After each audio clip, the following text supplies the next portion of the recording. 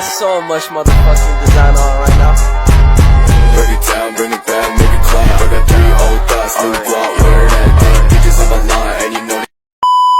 Assalamualaikum warahmatullahi wabarakatuh.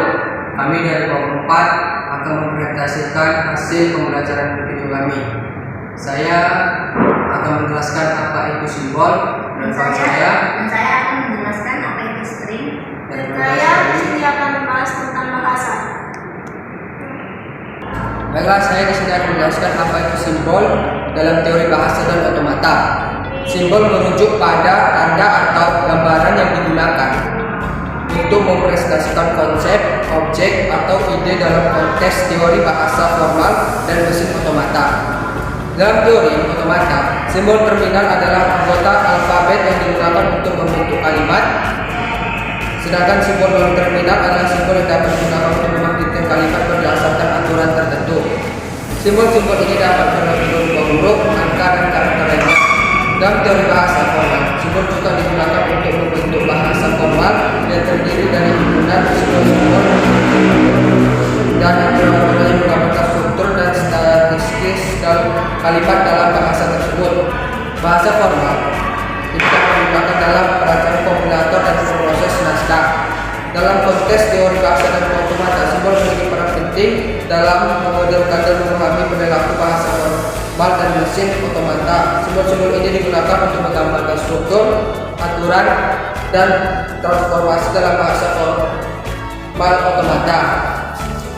Atau bisa kita simpulkan, simbol adalah suatu identitas abstrak yang tidak didefinisikan secara formal. Contohnya, apa itu sapi? Maka kita akan membayangkan apa itu sapi. Sekianlah presentasi tentang simbol.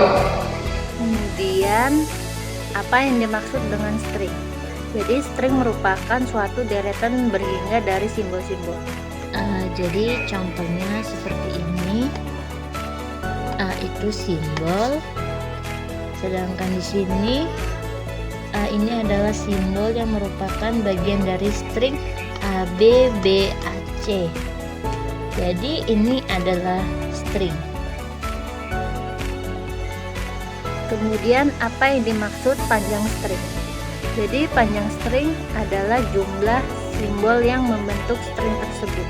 Anggaplah di sini W adalah string. String W di sini adalah A, B, B, A, C. Nah, jadi kalau ditanyakan panjang stringnya berapa, maka panjangnya adalah berapa jumlah simbol yang menyusun string tersebut. Nah, kita hitung di sini 1, 2, 3, 4, 5. Berarti panjang stringnya adalah 5. Nah, contoh lain di sini misalnya W. Simbol yang menyusun string tersebut ada 1, 2, 3, 4. Jadi jumlah stringnya adalah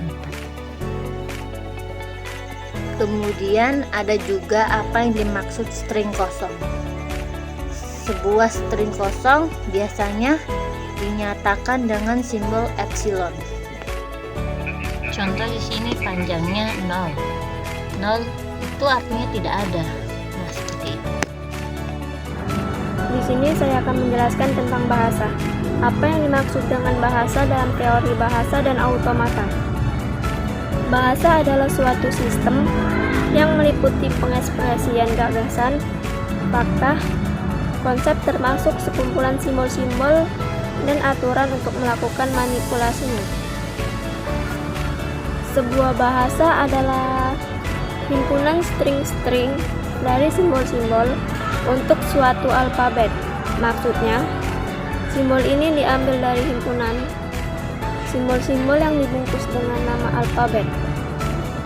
Nah, simbol-simbol ini nantinya membentuk beberapa string atau membentuk beberapa kalimat atau bahasa. Nah, karena sebuah bahasa adalah sekumpulan dari string-string, maka kita bisa mempunyai bahasa yang tidak mempunyai string-string, yaitu bahasa kosong, yang dinotasikan seperti menuliskan Notasi himpunan kosong.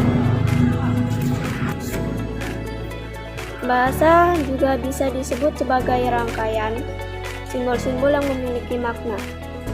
Di sini contoh dari bahasa adalah input pada mesin automata dianggap sebagai bahasa yang harus dikenali oleh mesin. Mesin akan mengidentifikasi apabila suatu bahasa dapat diterima atau tidak. Contoh mesin automata sederhana. Di sini ada 6 step. 1, 2, 3, 4, 5, 6. Q0 ini adalah initial state.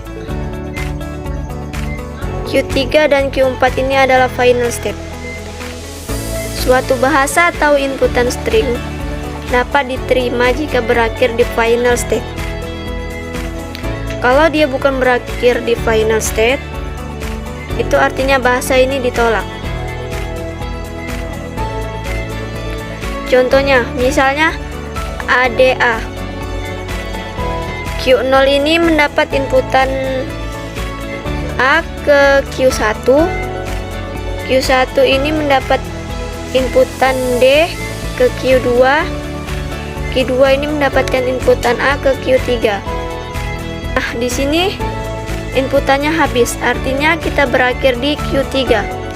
Dan Q3 ini adalah final state. Karena final state bahasa ini dapat diterima.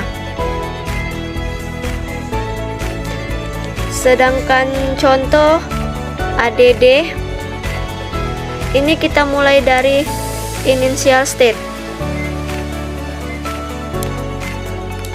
Q0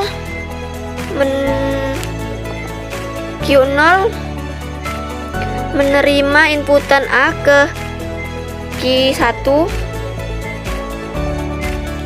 Q1 menerima inputan D ke Q2. Q2 menerima inputan D ke Q5. Ini bukan final state karena berakhir bukan di final state, maka inputannya ditolak.